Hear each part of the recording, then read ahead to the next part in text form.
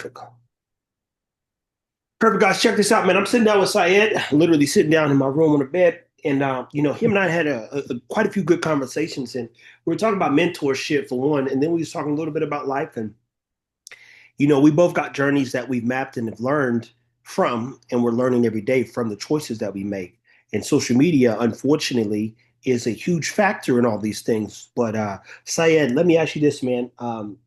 What's one of the pleasures you get out of mentoring people? And guys, this guy's been a team leader. He is a team leader.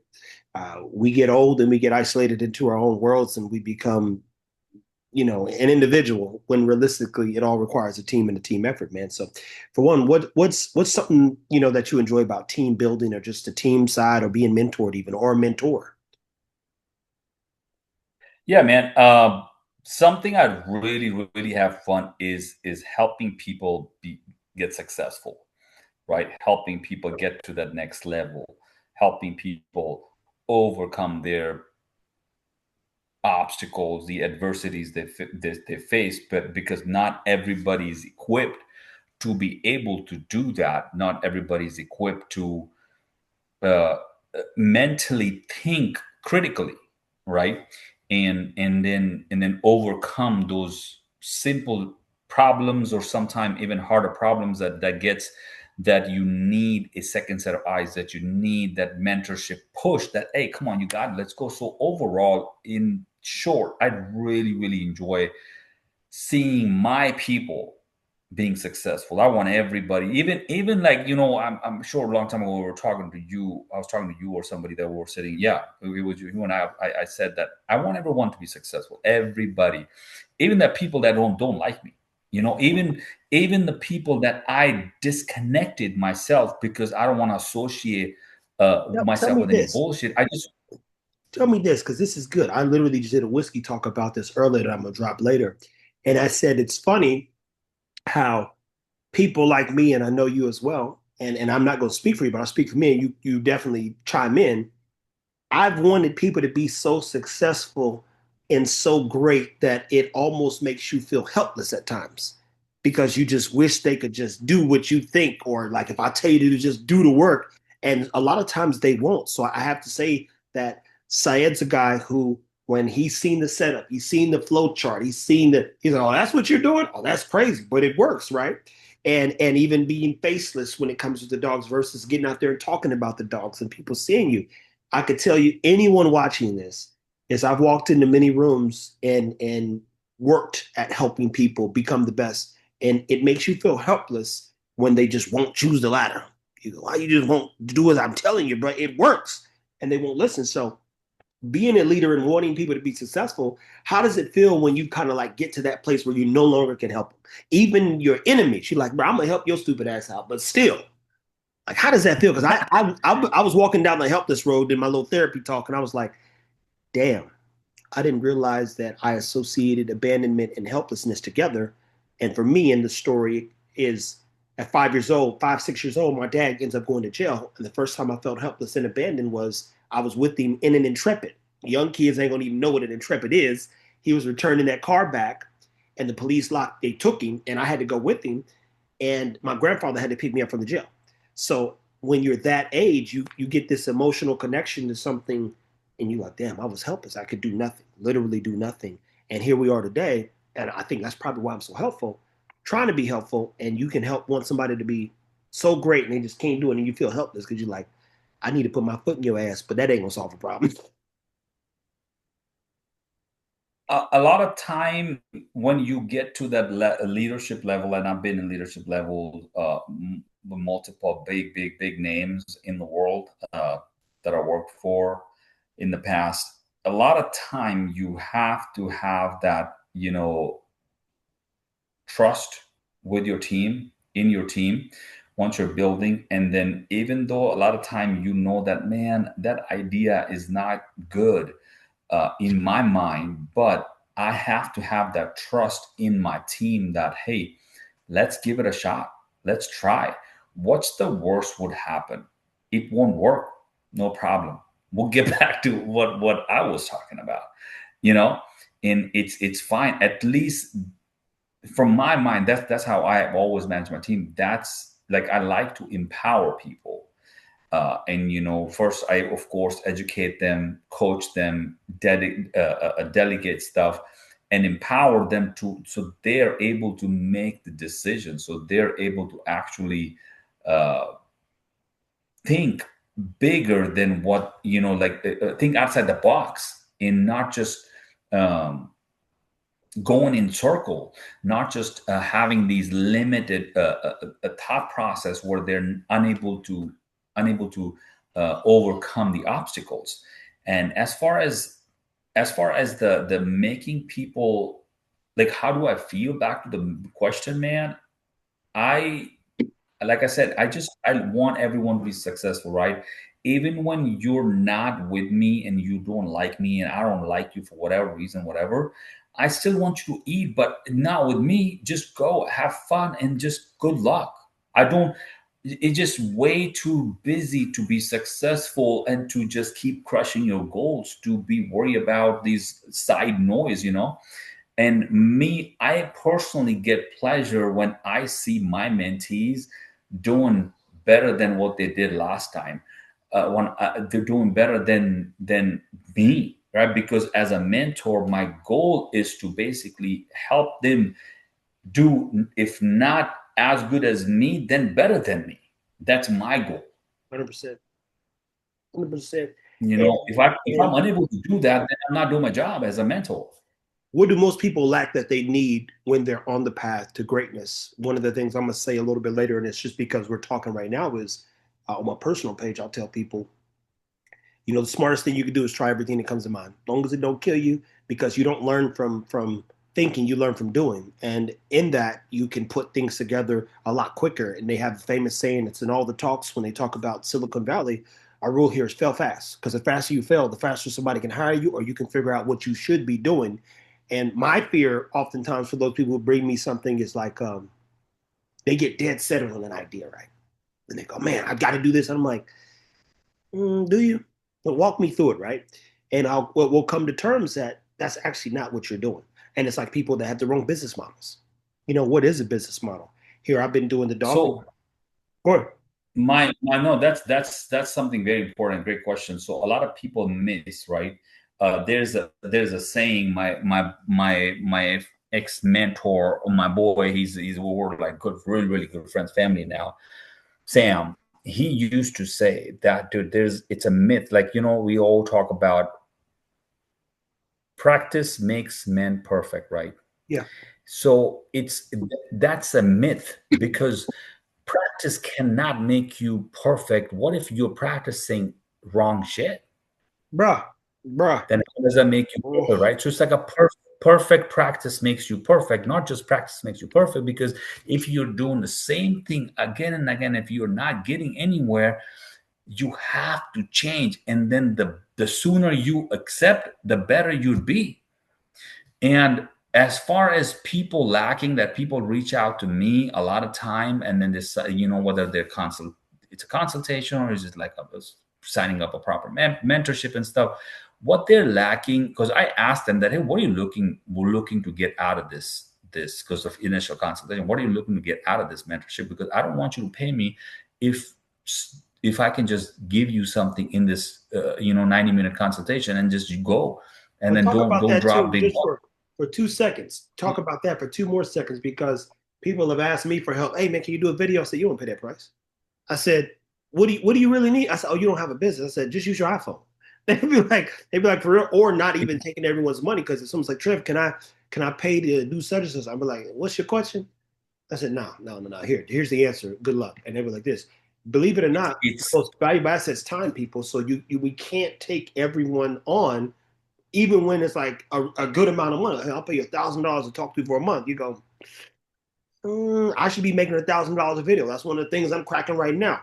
Every time I post on YouTube, as we reformulate some just stuff, the dogs ain't where they need to be yet. But you go, every video should make $1,000, point blank. And in realistic, you get to $10,000. That has to take place, right? Yeah, yeah, exactly.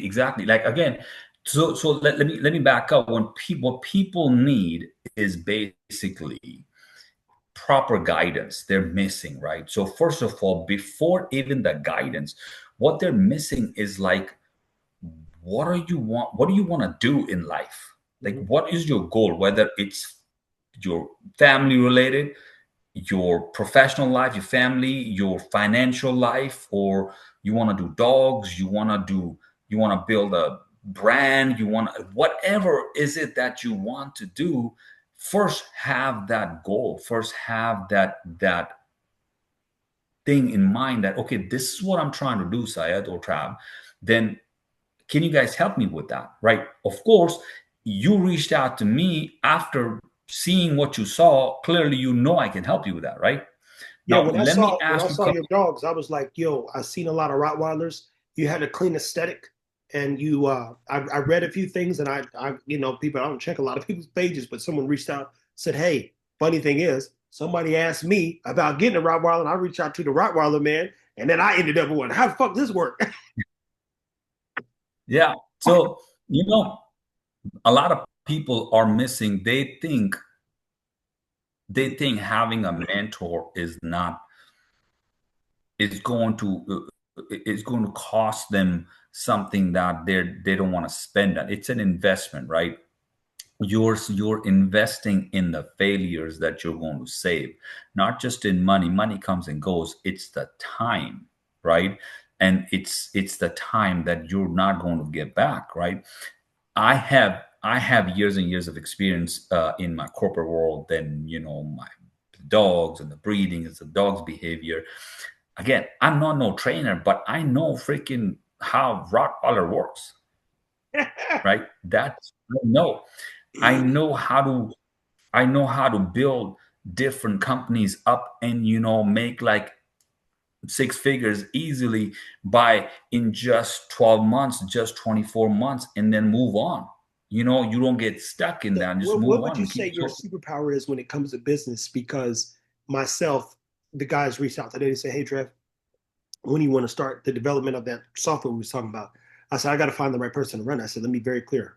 I'm on a brand kick right now, and I have to make sure we have some more puzzle pieces because I can't Mhm. oversee everything and be in the middle of everything. And shoot, I said, it's not realistic. But a lot of people go in and starting off, you got to do everything. Then you go, I got to bring somebody else in. So what would you say your superpower is when it comes to business and even just life in solving problems and getting it to scale? So first of all, the first thing is critical thinking, right? You have to be a critical thinker. Mm-hmm. And if you're not, that's where you seek help from someone that can help you take you to that next level, help you get that push that you're looking for. That's the first thing.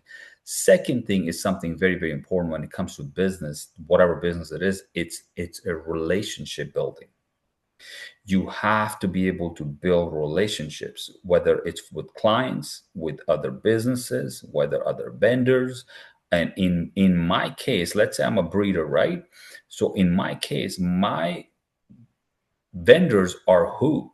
The people that I get my stuff from, right? Whether I'm getting dog food, whether I'm getting my progesterone levels done, whether I'm getting my ultrasound done, whether who's my customer. My customer is not just my customer that buy a puppy from me. My customers are also that people looking for to learn the mentorship program, right? The people that are seeking out a consultation from me because they are reaching out, they're seeking for help. Me personally, I value those people more over those other ignorant pieces of shit that don't want to help, and they're actually ruining the other stuff, ruining the breed, bringing the bad gene pool. So in my opinion, I would say your ability to build relationship with people would help you in the long run, as opposed to just having that, hey, I'm the one.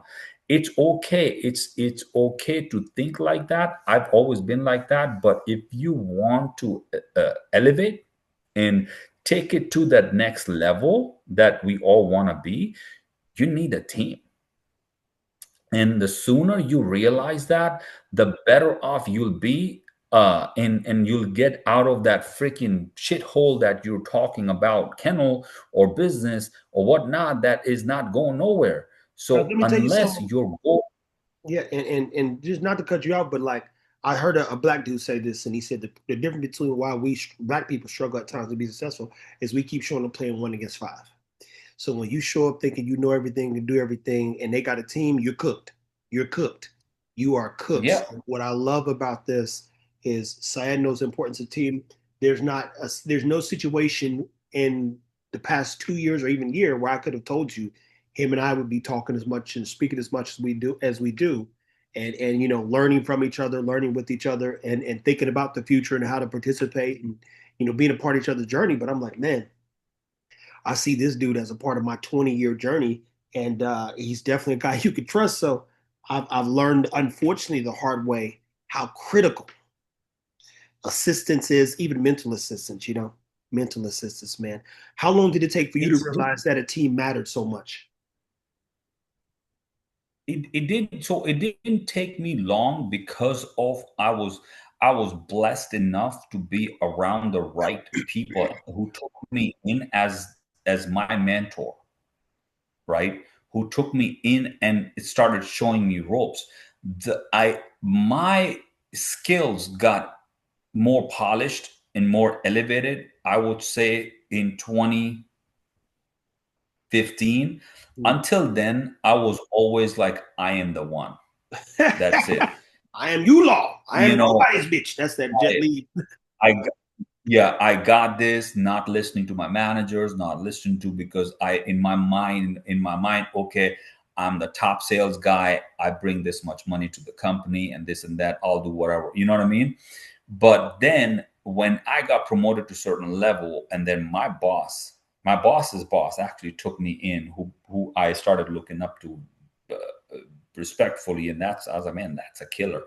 And I started listening to him. He actually helped me understand the power of teamwork, right?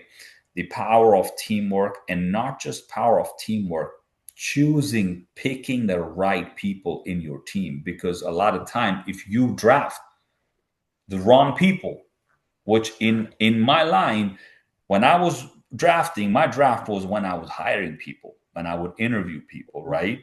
Then that, and then a lot of time you would get promoted to, you would go to some department, some different branch, and you inherit some people that some are freaking amazing, then some are, did you got to start dissecting that hey, you got to cut that dead weight.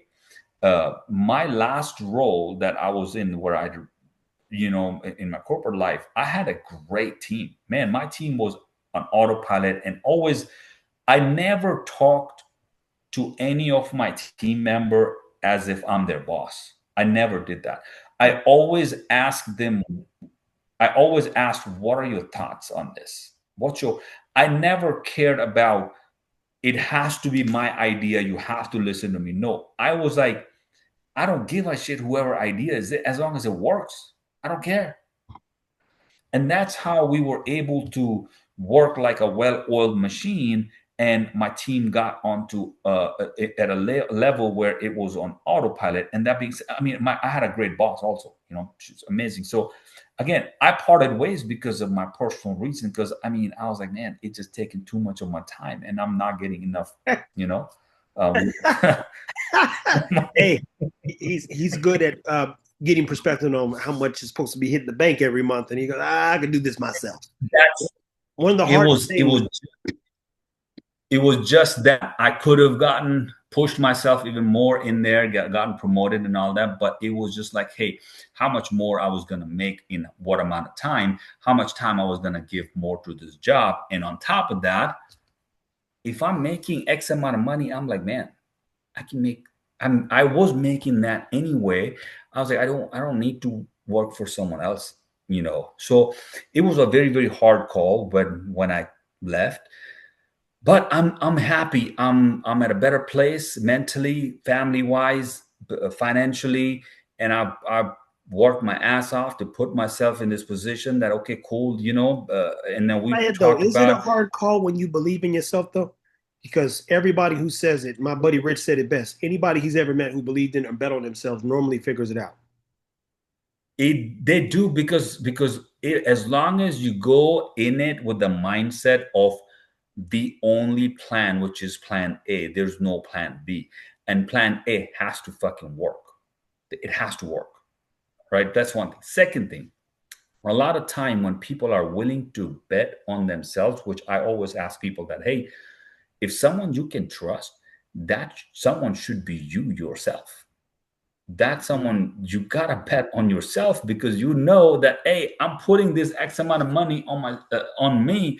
I need to make sure I double it or triple it in the next 12 to 24 months, right? Now, people, some, and not some, I would say majority of the people that are uh, not willing to take that step and work for themselves and work towards their dream, their passion, are way too comfortable in that 9 to 5 or in that 8 to 10 hour job, where they say, I forgot which shark was it that said it, but it was Shark, one of the Shark Tank shark, that salary, I think it was Kevin, Mr. Wonderful, I think so, I don't know, Yep. but salary is like a drug that keeps you away from your dream.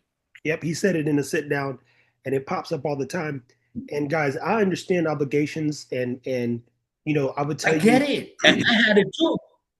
yeah, you I got you had got it to be too. I was mindful like, of I was how scared to too. like limit your obligations as far as how much you add to your life. So if you like, man, I got this idea and this dream, you got to bet on it. But don't go buy a new car. Don't go buy a ranch. Don't go buy shit where you got to go.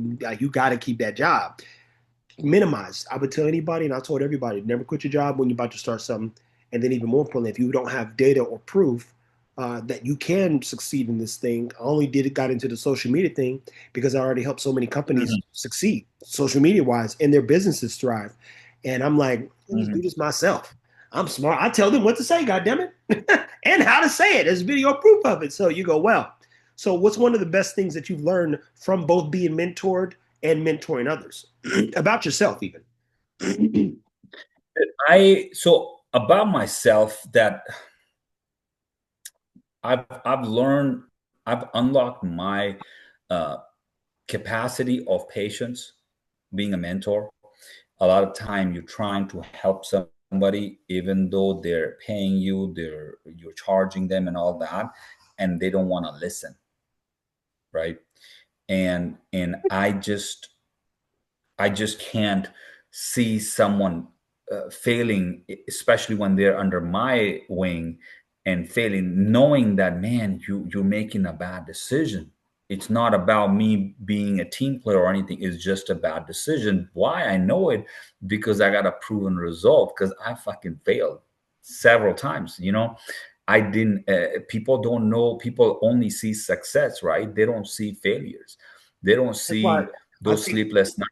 They don't. it's important. I was telling Syed too, where there's stuff we're working on where, man, eventually maybe one day he'll be a little closer, who knows. But I said, what fun would it be to share and tell a story of greatness in real time when not so great things are happening, things are improving, and things are getting better. And part of it is, believe it or not, I've learned the hard way myself that you need perspective. You need perspective. And that requires Yeah. vision. And I even love what you said about drafting talent or people who have kind of gifts and aptitude to fly high. People, you could have the wrong people on your team. And I do like this. Oh no, he's got good workers, but no talent. Talent will scale something because they'll see the gaps, fill the gaps. Exactly. You have to look for. But see, there's something you can't. Me personally, I can coach if you're coachable, right? Doesn't matter whether, if you're coachable, I can coach you. I can bring that talent in you. But I can't. What I can't coach is freaking personality. If you're just stupid, then I can't be around you, right? And when I talk about drafting your team, now we're not into corporate life, the corporate world. So what we can do, we have a right to, and we should be choosing who we associate ourselves with, because that is impactful.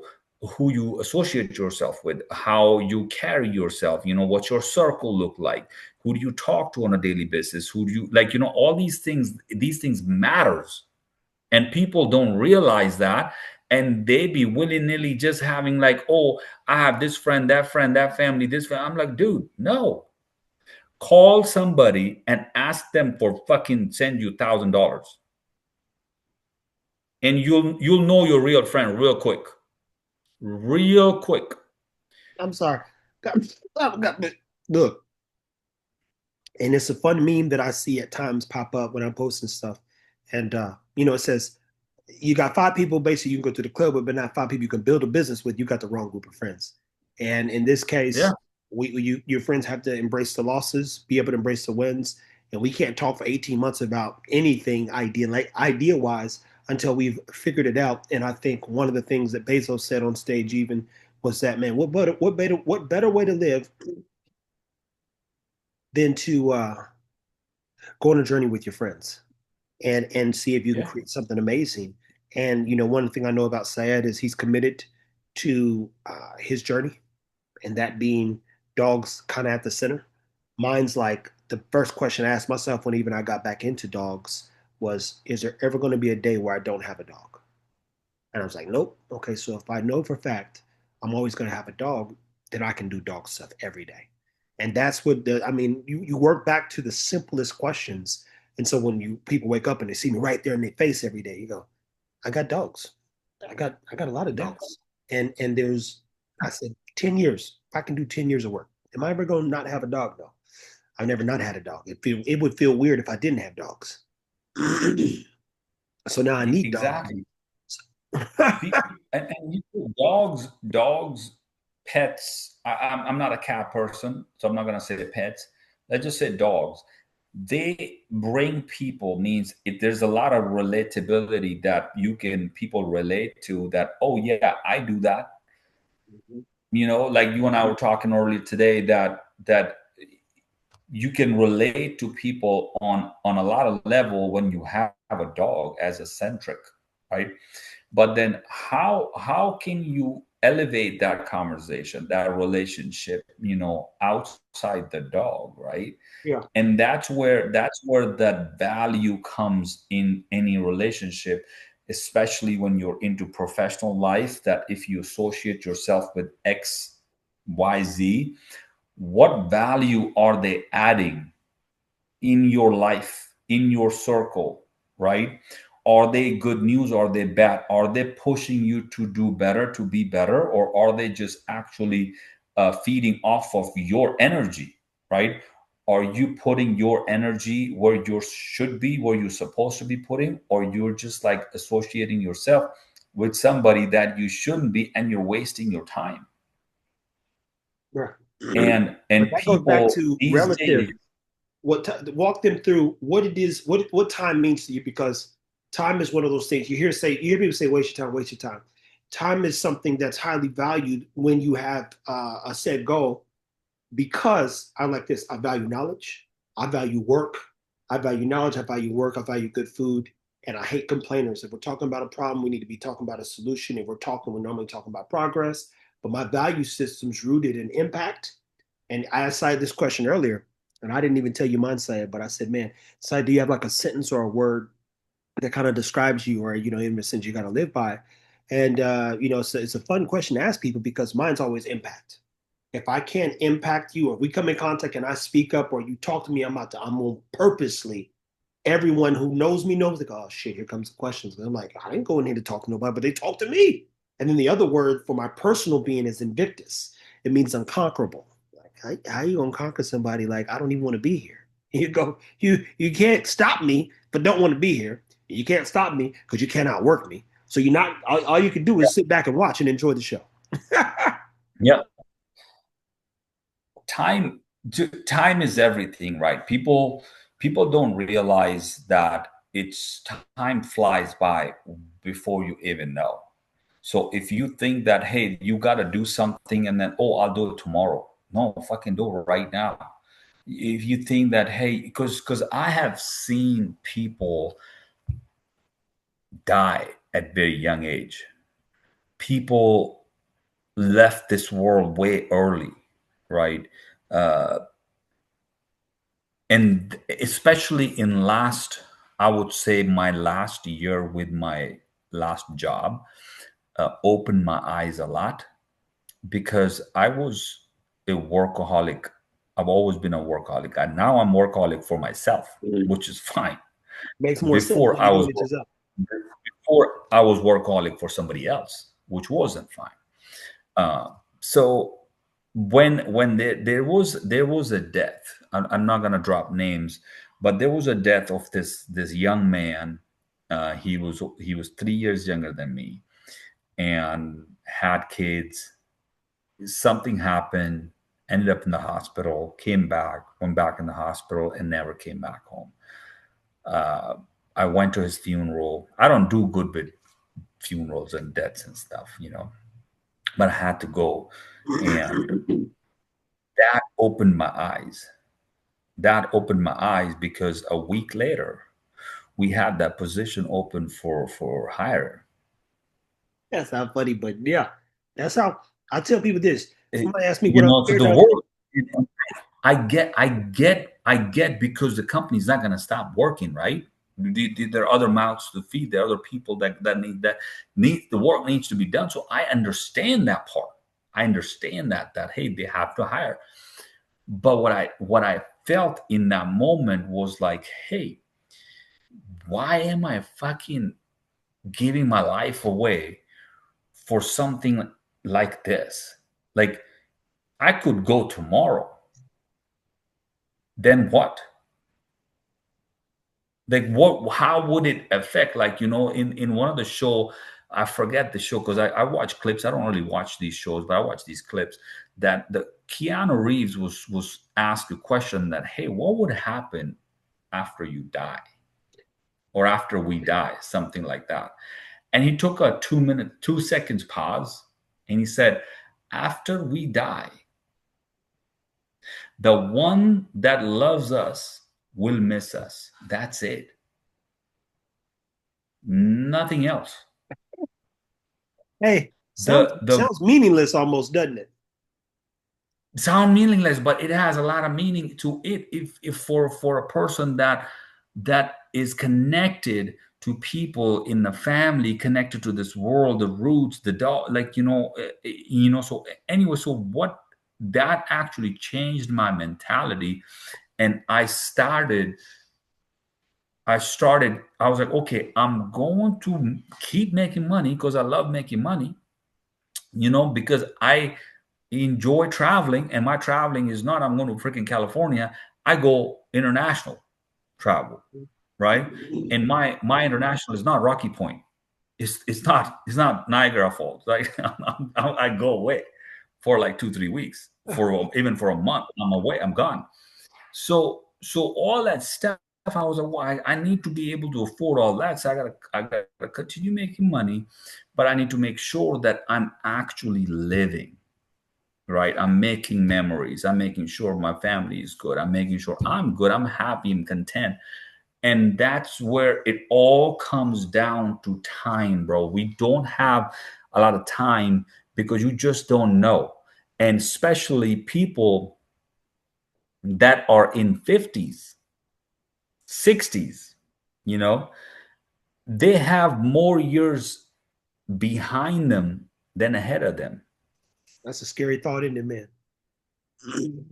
Just think about it. Just think about it, right? I, And that this I'm is with again, them. this is not me saying, because I've heard this also in was it Tyson? I don't know. Somebody said it that, hey, I have they're older. They're in like 60s or something. They're like, I have more years behind me than ahead of me, and I'm thinking, I'm like, holy shit, like Hey, wow, because dude, we don't think like I do. I've it's it said for years the it all scariest thing on earth is time. I said, y'all, how you spend it, this is you blinked. We were 30, we were 20, we were about to be, we're 40 in some cases. And then you're gonna blink and it's gonna be fucking yeah, over. And the only question you're gonna ask yourself is, could I have done more of my life if you ain't doing everything you can with your life? So I'm like, yeah. someone say, what are you afraid of? I said, time, bro. The enemy of my enemy is not my friend, it's time. So how we use it depends on where we end up 5, 6, 7 years from now or tomorrow. Like one choice tomorrow could change your life forever. Making no choices tomorrow will keep you where you're at. It's like It's that it's the simple. time, man. People don't realize, and they're wasting time, whether it's breeding, whether it's business, whether it's their job, whether they're trying to get a house and plan a house and this and that. I'm like, motherfucking do it. What are you waiting for? I like What's your the decisive worst way? nature, man. I like your decisive nature. I hope one of the takeaways from Like make some choices. people. Exactly, because you have to. I'm very, very decisive because a lot of people don't know. The possible big move, right? Oh yeah. and, and people would know, but that decision happened literally in 2 weeks, Mm. and that's a big decision. Huge, huge. I mean, Yeah, it's a big decision when you're changing anything in your life. When you're making the kind of change you're considering, it's a decision that has to be made. And I've made those decisions most of my life. When I moved before I moved to Dallas, I was like, hey, where's the place I can go and be the most effective and the most competitive place? And it brought me to Texas, man, because I outgrew Kansas City and its capabilities for me personally. And then I was able to see, like, damn, there's amazing things happening here in Dallas and DFW and Texas in general. So you go, I think we made the right move because I'm up the street from PGA Tour. I mean, all these things are happening, and I get to participate in building and making history for some things. Like, I think there's some stuff history wise that I'm gonna be able to do that I won't be able to do without friends, family, associates. Not, and when I say family, I don't mean my family. To be very clear about saying this, I can't call them Negroes for nothing. When he said call somebody for $1,000, I don't know if them Negroes got $2. So I ain't gonna pretend like I could call my mama or daddy for 2 nickels, or because it's nobody who's ever gonna believe in me more than me, ironically, but even more importantly, it's like I've watched Syed and our relationship develop in terms of trust and friendship and, you know, meeting my people. And then I think what it does, you go meet his people, you say, man, these are some cool folks. He came to Texas a few times. He come see my people. And all I ever take people to is valuable people. So you like, damn, Trev, Mhm. people literally have come to, they're like, how do you know all these people? I said, well, you got to be somebody, man. You think this? I don't pretend online. I'm the same way online, and even better in real life. I said I Yep, meet yep. people, bring people together, and it's always been my superpower, which I'm just now realizing is like I provided spaces over the years for people to grow, and even more importantly, for people to go and be great in whatever they want to do. And even more importantly, now I'm providing a place where people can be the best person they want to be, and whatever that looks like to them. So big shout out to you, Syed, because I hope people are learning. And you guys want to comment below. We'll post these things on our on my YouTube, but because we're building that out now too. Like my personal, I'm like, dude, we got to do something with this. And it's these kind of talks where we say, man, I know you've clung to, well, Syed's given more people chances than I ever would. And I've only given people chances because people said, Trek, you got to give them a chance. I'm like this. All right, nigga. Once the date for, you know how I am. I've said it on live. No, I only do lives with these people. I only want to talk to these people. So I grew. And I'm like, oh, there's a line. I learned the line. But I figured it out real quick because I didn't know that popularity and that stuff matters. Like, I just like, I love quiet and peace and isolation, but I also enjoy people. I would be lying if I said I didn't enjoy people um, learning from what we share and thanking us. And the first time it made me nervous. Now it's like, okay, man, how's it going, dogs? Yeah, man, perfect. Oh, shit, whiskey? Yeah, drink up. is one, if not the other, man. What's something you want people to know about finding a mentor and walk them through, anything that you think would benefit them from having a mentor? Because it's like an overused word that's not used, but is used. But Something very important I would want to highlight here, and I hope a lot of people see it. A lot of people see this part, what I'm about to say. Finding a mentor is important, but finding a good mentor, the right mentor, is even more important, because you want to go ask advice from somebody that has done something that you are wanting to do, but that individual has done it better. I'm gonna tell people this too, So right? Not to cut you off, but guys, also find somebody who's doing something that you can be a part of. I think that's the thing that teaches you a lot about yourself. Chris Sacca was Google employee number 4. the president of Microsoft. He was, now he owns the LA Clippers. When some people think they got to be the man, right? I don't even want to be the man. But you get into this mentality where I don't need anybody. But if you're employee number 3 or 4 at some of the biggest things on earth, you still worth a billion and some change. All because you showed up and you was like, man, I'm gonna support this. I like this. So if you get clarity, real clarity in this thing, even Syed, you think, Syed, we're about to build a clothing company, a couple different brands, and I could physically call my friend right now and say, Rich, I need a line of credit for such and such. He would add me to his thing. His credit scores like 790, almost 800, and it would boost my utilization. But if I needed five, six, $7,000, our rule of thumb has always been as long as we invest in Trev, you good. But don't, I mean, we never ask each other to pay each other's bills. But if I was like, Rich, I need another lens or something, he knows I can go shoot 2 things and make $3,000 off of one shoot. If you call me and I leave my house, if it's under a minute video costs somebody $1,500 for me to shoot it. I do not leave for nothing. And if it's like a longer than that, it's 3,000 point blank. And I give it to you in 72 hours, sometimes in that same day. So when I'm telling my people, hey, I got this idea, this idea, this idea, I think we could do it. They're like, okay, well, walk me through a little bit more. Okay, Trev, no, but if it's you, I'll give you the money because I know you're gonna figure it out. But you can't Yeah. just give it to everyone, or as he said, get involved with people who cannot add value. I know for fact in any business that I build, Syed's ability to see the business's value and scale it, it's always going to be better than mine. He can say, oh, this is where we're located. We didn't get the numbers down here. I found this solution here. Boom, boom, boom. I'm Jobs. I'm gonna go and be like, hey, I think we could build the iPhone, but and give Kai Kawasaki a check for $15 million or $10 million to go build it. Well, what he says, well, go talk to accounting. Guy says it's gonna cost this. Go build this. I'm gonna sell the shit out of it though. You see, Mm. I'm the brand person, and I'm just saying all that to say is it's critical to have the right people. And Syed, we don't have enough time in this session to talk about all of his skills, but I'm like, yo, who's somebody that can help make sure that the business functions and optimize and its potentials optimized? Syed, Syed. My other buddies give me plenty of money. I don't even hang around broke Yeah. folk. But And then having a business is something like people do. And I was talking to somebody like a couple of days ago in my other one of the other session that, hey, always think about scalability. Is your business scalable? Because if you're making 10 grand, for example, a month, 10 grand a month, then you in next 12 months, by the time you hit that 12 months, you should aim for at least 5 to 8% growth. Hmm. That's on the minimum, right? If you can't do that, then you have a problem, right? Either you have a problem that you can't figure it out how to do it, or you have a problem that the product you're in, that's that's the threshold.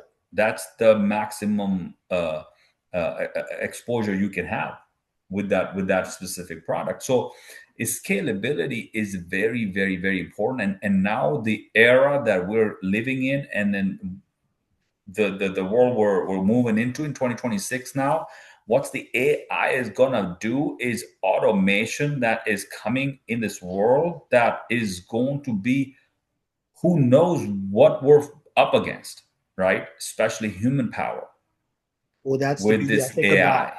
even the brand stuff. It's like, how many ways can we bring And people together? How many ways can we connect people to the things that they love?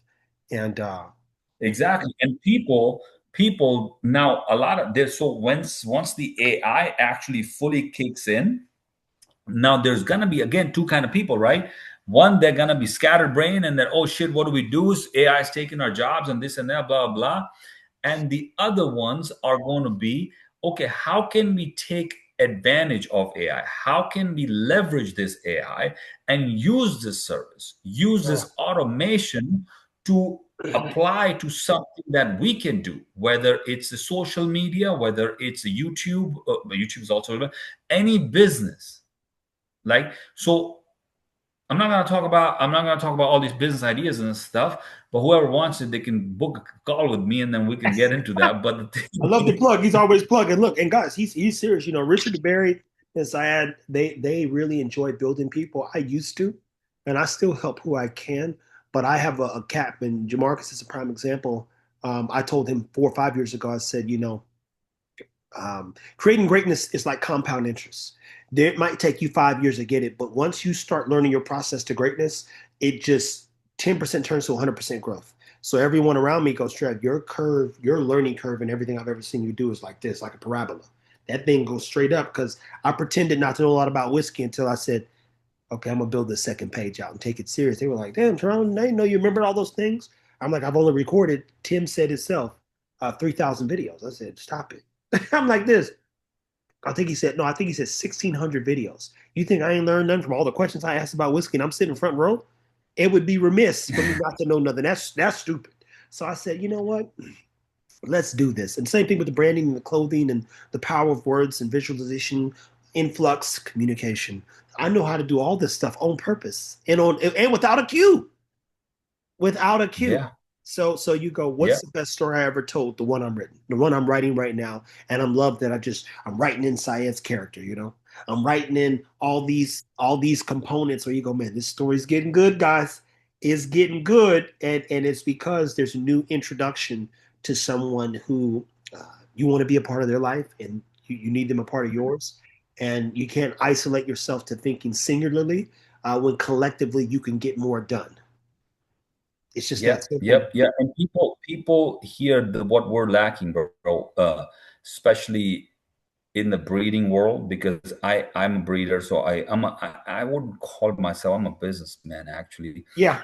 but I would say breeder in the breeding world, people living in denial and think they're the best. The reason, one of the main reason for that is like they're lacking severe exposure for they're lacking exposure severely because they've never been outside their yard. They've never seen what big kennels are, what big breeding programs are. They've never been to those. I'm not saying I am big, the biggest or whatnot. I've seen those. I have seen those and I've admitted and I learned. And now I go every year. I talk to them every week and I learn, I pick their brain that, hey, walk me through this. And when I say them, they're in Europe. Hey, I yet to come across somebody in US that can earn my respect with the breeding program, right? And in Rottweiler, I'm talking about. I'm sure there are other breeds and that people are doing whatnot. 400 breed But I people. That's it. always there are other good breeders out there that they do good things. The problem that I come across is like when I see that you're not taking care of the dogs, like Trav, bro, you said take care of your dogs. Like when I Hey, see that you're not taking care of your dogs, you lose me right there. yeah. You And I love boom. having Syed Because as a marker per se. Even Rhino Borbals, the guys. See, I've got two breeds that people have different ideas about, and I've straight up say, man, how's he look? How's he coming along? Oh no, he's perfect. Like that's how he's supposed to look. You got him looking like even Richard was like, if I recorded his face when Mowgli came out, he said, God, dog, Trev. He said, you know how people say they be breeding? I was like, yeah, whatever, Dean. But I was like, he's like, man, he did good with this one, boy. This dog is special. I said, oh, I know. I said it. I appreciate you putting the plug in because you like, give it to him. Just give him the dog. He know what to do. And it's been a blessing to have both dogs, both Mowgli and Boogie, Mhm. and just grow with them to say the least. But it goes back to the other question I asked. I'm a dog man. I dog. I dog it every day. And the dogs are always doing something, eating something, having a good time, enjoying life, and going through the regimens, which is rigorous, to ensure that we all get to the same place at the same time, man. But I love that you have that perspective too, because a lot of times, believe it or not, people, you jump into certain communities and you have peers, whether you want them or not, right? People associated me with the American Bully, so they, man, you need to go talk to Yeah. such. I was like, about what? About what? I don't need to About talk to what? What value or that individual going to add? And not just that. My question no, I'm not gonna ask this question. Then the breeders will know that, okay, let's not talk to this motherfucker because he's gonna ask this question in I think front of they need to be everybody. asked a tough Yeah. question. I mean, that's why I stay away. Let me be very clear to people. Many people have asked me many times to have talks with people. And I said, I don't think people want to talk to me because I'm going to ask questions you can't answer or questions you don't like. And, you know, whether it's Syed, myself, I don't think so. My other thing with time is, you share quite a bit. I said, bro, nobody's going to give a shit 10 years from now, 20 years from now, when I'm dead. So what I'm supposed to do, hide the things that I've been through, gone through that could help somebody else or not share or show, keep things silent. Look, we can't share everything, but we share more than some people ever would. And I don't know what they would or wouldn't share because I'm done. I'm done. It's like you get to the point where you're done asking questions. And if I ask myself the question, hey, are people going to like this dog? I literally started with the biggest argument at the time in the American Bully, the Merle Bully. Oh, that's not a real bully. That's not this. I'm like, well, I believe that one day, like every color, it's going to normalize. And if we're going to argue, I ain't even going to breed it to get the money. I'm going to keep the dog, and that's going to be that. Our Merle dogs are the same price as the regular dogs. But I bet if I take care of this dog, I literally did a video on my YouTube. I said, Eagle's going to be worth $300,000. And it ain't because I'm going to breed him. It ain't because he's doing a bunch of puppies. He's got 2 litters ever, and nobody's ever using them. And I didn't lie about that. I did not lie about that. And he helped us reach 300 plus thousand people. I mean, one of his videos alone did like 2.7 mil with just me sitting out in the backyard feeding him and putting his meals together. That dog helped me reach a lot of people and bring in a lot of people. They were like, yo, I'd get a Merle if it was like Eco. I bet you would. I bet you Yeah, would, well, buddy. But that's his yeah, he was special. You come across some dogs, they're just special. And you know, I've seen other bullies, I've seen other dogs. I've never met Eagle. I've seen his pictures and videos. I've met Maestro. I don't, he's not any. I'm sorry, but he's not close to being Eagle. no, no, no, What no, I've no, seen from pictures, you no, no. know, He won't be he that. I'm gonna bring him back though. I got an idea. I think it's gonna work, but yeah, I, he's yeah, but the thing is, I think you can hit from a breeder's point of view if you put Maestro with Zara. oh yeah, no, that's what I'm gonna do. A grandma to a grandson. It'll where your ass is at. Yeah, Bring it back. Go and throw it yeah, back. you're knocking that door that if it opens up, it's beautiful. It's beautiful. Like me, Boogie is there. What I see in Boogie, literally I see his dad, the way he's hanging out with you, because Gunner's a lover boy. He is I a can see lover that. boy. His character is just that's why all the judges just fucking fell in love with him. I mean, of course, his confirmation is there, his moving is there. He's like he moves, he loves to fucking run, run, run, run, run. That's why I named him Gunner, because he used to just gun it, when he was a puppy. That's Boogie. I So, took I but took Boogie anyways, back the other day and I was teaching him to play fetch with Maestro, and they did pretty good. He went and got the ball a couple of times, but he chased it every time. I said, look, because you got to find other ways to build conditioning, and we're in that cool season where I can push the dogs a little bit more, where it'll be like more normal temperatures. So to that point, you go, we didn't record it. Tomorrow say, should we record? I said, no, bro. I said, there's more times that I'm gonna do things with building a relationship. Sometimes I wake up at 2 in the morning and take Mowgli with me outside on a walk, and he don't be on no leash. And I just talk to him the whole time, literally. Hey, just chill.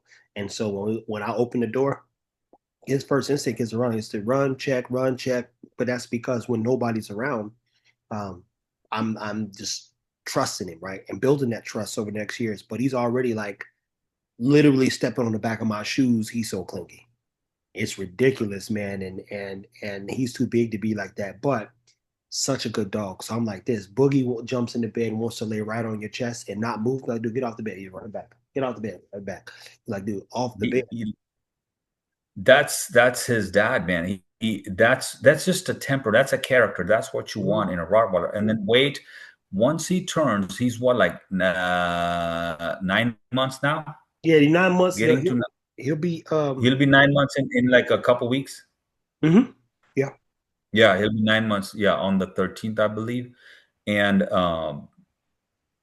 wait 9 months means give him like 6 more months, 6, 7 more months, and you start to see that he's gonna start to fill. I can see because a lot of people can't.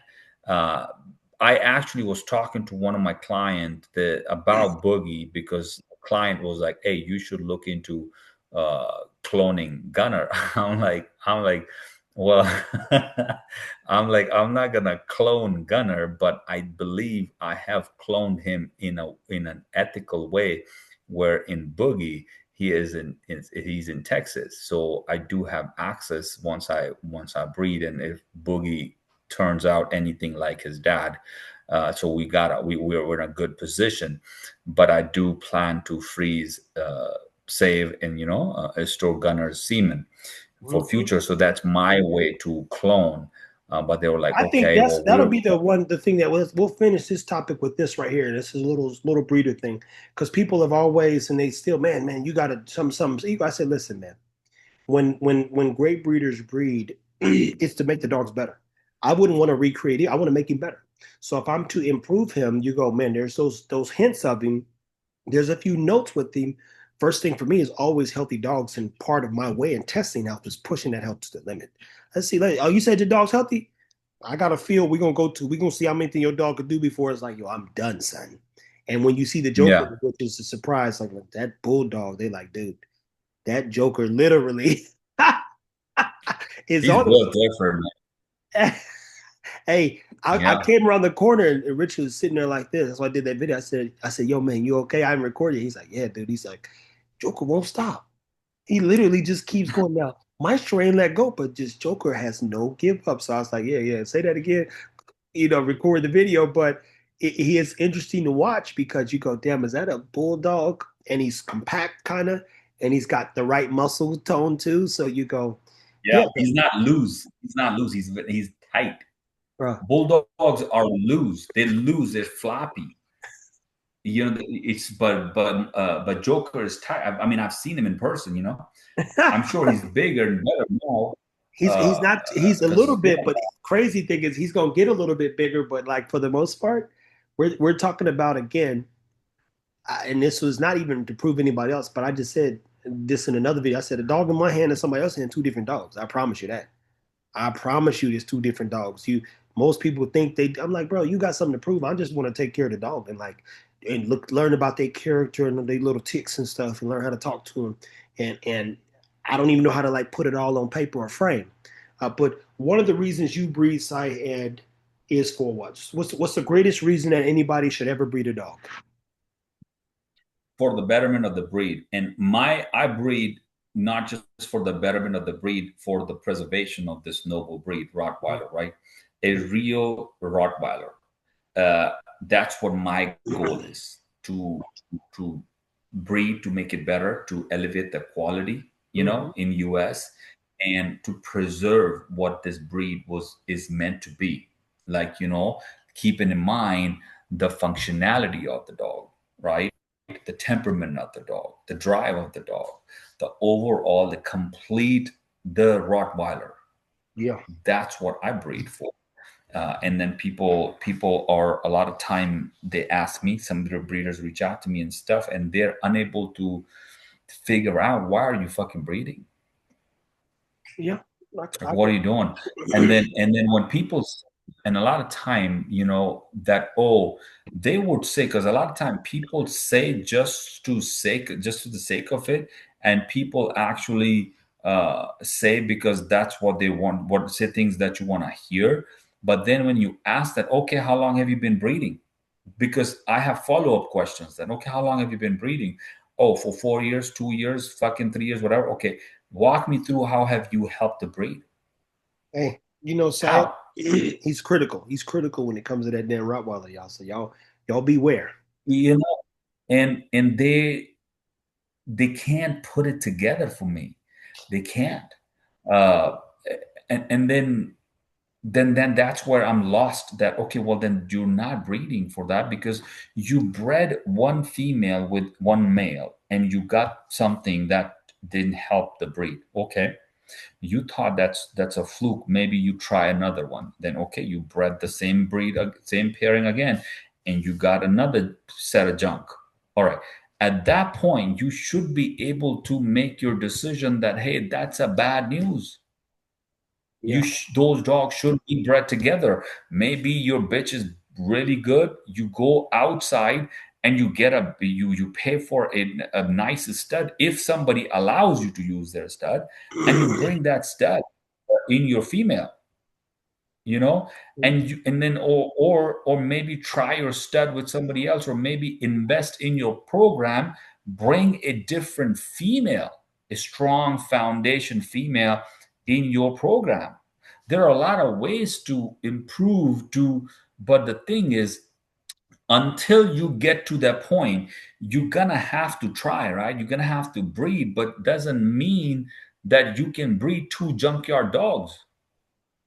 You gotta, even trial should be on top quality level, Hey, and I'm gonna that's tell you how this, you get, guys. I think you know. yeah, I want to make sure that we highlight more stuff for saying we ain't gonna keep this one. Well, we're gonna stop this here in a second, but we can keep talking. But um, this right here is a conversation that I think needs to be captured, and we're going to talk about our business stuff that we work on at some point. But this man knows so much more than I think we could all put up. Like if I put up everything I did in a day, it would be OD. He'd be like, bro, you did that today. I said, yeah, tomorrow's gonna be some more. It's like, and then Thursday, I can tell you what's happening through the rest of this month. I mean, we'll so much happens in a day. But Syed, for one, thank you for your time in this regard. Hell of a conversation, man. Hopefully there's some takeaways for people, and even more importantly, hopefully some people learn about themselves. We're gonna get better at telling stories and killing it, to say the least. Until next time, people.